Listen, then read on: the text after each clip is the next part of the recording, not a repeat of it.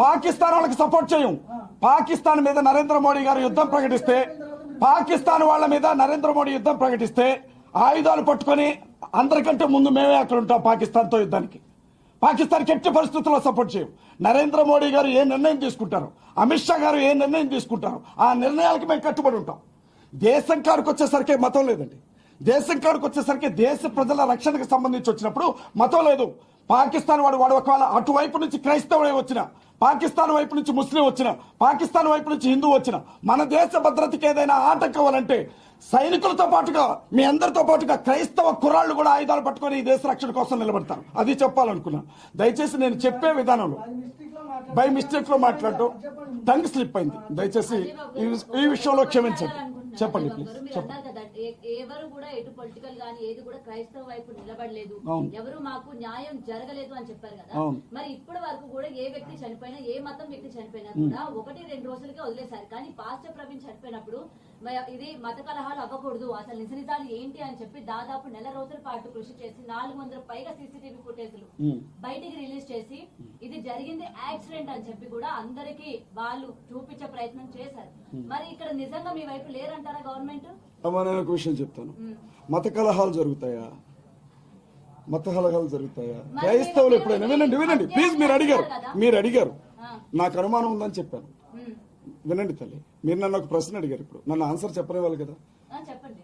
నేనేమంటానంటే భారతదేశ చరిత్రలో క్రైస్తవులు దాడి చేసిన ఏదైనా ఒక సందర్భాన్ని చూపించండి. ఏదైనా 3-4 రోజుల్లోనే ఆగిపోతుంది అన్నారు కదా. 1 నెల రోజులుగా క్రైస్తవులు అడుగుతున్నారు.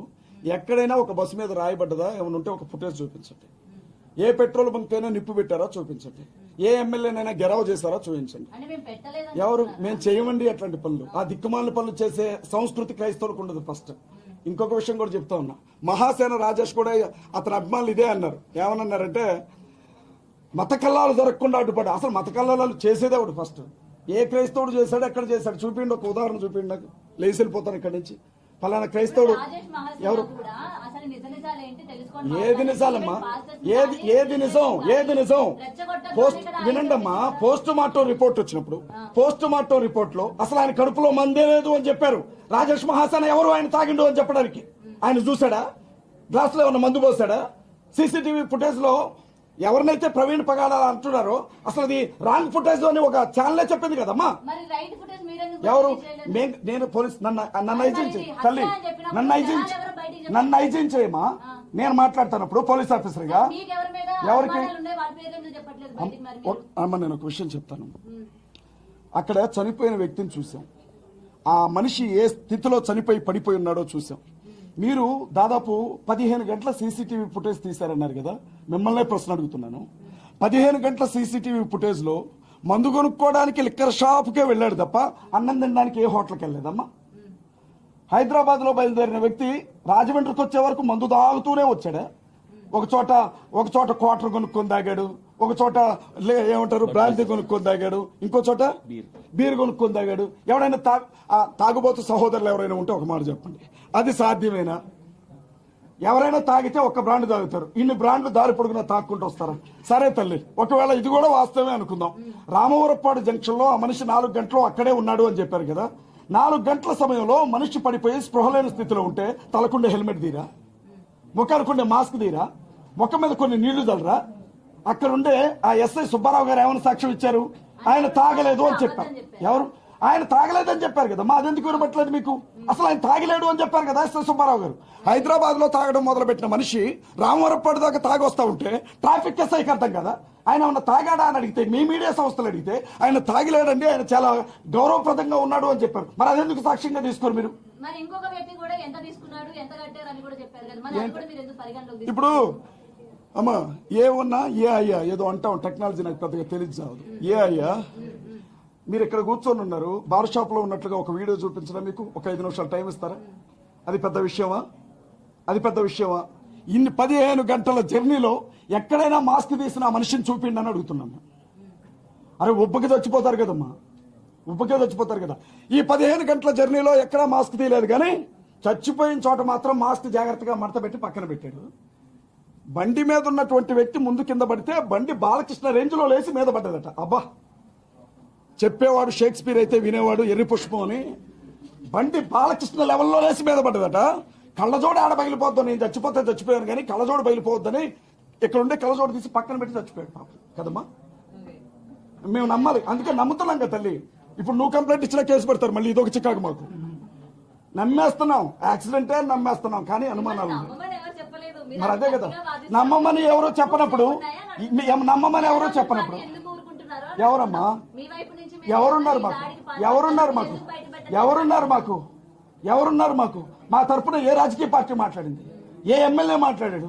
మా తరపున ఏ పార్టీ అధికార ప్రతినిధి మాట్లాడాడు? మా తరపున ఎవరు మాట్లాడారు చెప్పండి? ఒక్క కేఏ పాల్ గారు మాట్లాడాడు. ఆయన ఎలా చిత్రీకరించారో ప్రజలందరికీ తెలుసు. హర్ష కుమార్ గారు మాట్లాడితే ఆయన అరెస్ట్ చేసి జైలుకి బయటికి తీసుకుపోయి ఇంటికి గుడ్డలను జింపి తీసుకొచ్చారు ఇంటికి. నిజమేనా కాదా?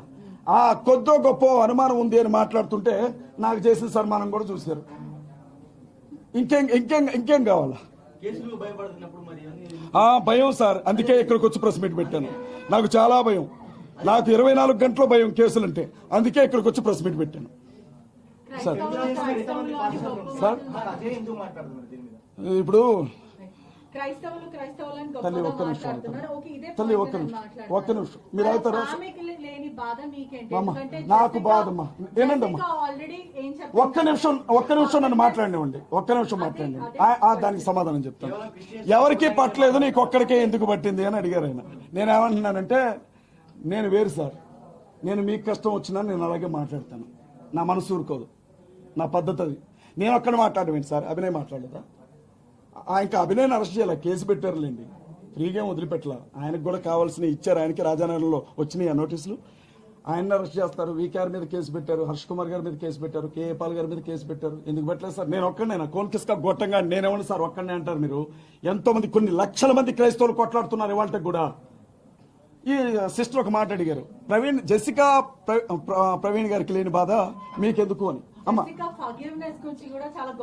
ఒక్క విషయం చెప్తాను, చాలా అమ్మా క్షమించమని చెప్తానండి. ఒకటి ఇప్పుడు మీరే చెప్పారు కదా, జెసికా గారు హామ్ చేసిన వాళ్ళని క్షమించాలంటే, హామ్ చేశారంటే చంపారని ఆవిడ కూడా ఒప్పుకున్నట్టే కదా. ఒకవేళ యాక్సిడెంట్ అని ఆవిడ నమ్మితే మరి బైక్ ని క్షమించమంటుంది ఆవిడ? కాదు కదా. ఎవరో దీని వెనక కుట్రకారులు ఉన్నారు, హంతకులు ఉన్నారు, నిందితులు ఉన్నారు. కాబట్టి వాళ్ళని బైబిల్లో చెప్పిన విధానాన్ని బట్టి మనం క్షమిద్దామనే కదా మాట్లాడేది. ఒక్క విషయం అమ్మా, 2 ఆడపిల్లలు, మీరు ఒక ఆడబిడ్డ, కట్టుకున్న భర్త చనిపోయినటువంటి స్థితి, చాలా బెదిరింపులు ఉన్నాయని వాళ్ళు నెత్తినోరు కొట్టుకొని చెప్పారు ఫ్యామిలీతో మేము మాట్లాడినప్పుడు. ఆ బిడ్డని, తన పెద్ద బిడ్డను చంపుతానని బెదిరిస్తున్నారు అని ప్రవీణ్ అన్న అనేక సందర్భాల్లో మాట్లాడారు. తనకి ప్రాణాపాయం ఉందని చెప్పారు. ఆ బిడ్డను తీసుకుని ఏప్రిల్ నెల 17వ తారీఖున అమెరికా వెళ్ళిపోవాలి, వీసా కూడా రెడీ అయింది ఆ బిడ్డకి. అలాంటి స్థితిలో ఈయన చంపేశారు. ఇప్పుడు ఉన్న ఒక్కగానొక్క బిడ్డని, చిన్న బిడ్డ 4 ఏళ్ళు ఉంటాయమ్మా, వాళ్ళని కాపాడుకోవాలా? రోడ్డు మీదకి వచ్చి చనిపోయిన వ్యక్తి గురించి మిగతా వాళ్ళకి టార్గెట్ కావాలా? మీరేం చేస్తారమ్మా? మీరైతే ఏం చేస్తారు ఆవిడ ప్లేస్లో ఉంటే? ఆవిడ నిస్సహాయ స్థితిని వాడుకున్నారు తప్ప సాయం చేశారా? గవర్నమెంట్ వాళ్ళకి సాయం చేశారమ్మా? పోస్ట్ మార్టం రిపోర్టు 2 వారాలు పట్టిద్దమ్మా. 2 వారాల తర్వాత ఇచ్చేంత ఏం జరిగిందమ్మా అక్కడ? పోస్ట్ మార్టం రిపోర్ట్ ఇవ్వడానికి గవర్నమెంట్ సాయం చేసిందా? మసిపూసి మారేడికాయం చేసింది గవర్నమెంట్. ఎవరికి సాయం చేసింది?